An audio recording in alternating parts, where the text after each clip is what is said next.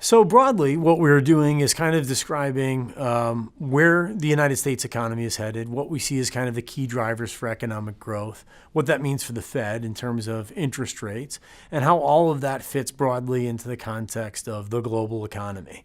And while I'd love to say that there's big growth coming or watch out because there's recession on the horizon, it's kind of a more boring story of slow global growth and kind of below trend growth in the U.S. None of those are really enough to kind of change people's expectations, but it probably is just enough to allow the Fed to begin gradually raising rates.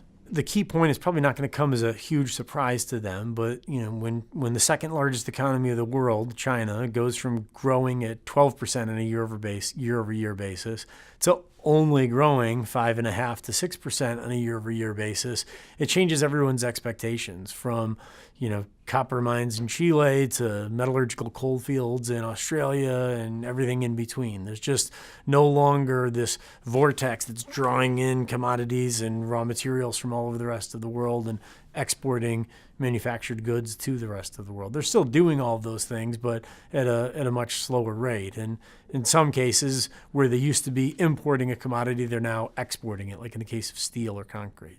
I think it means you've got to start playing your bets a little bit more carefully. It's no longer, well, the Asian tiger. You now have to kind of look a little bit more closely. 10 years ago, people were talking about BRICS.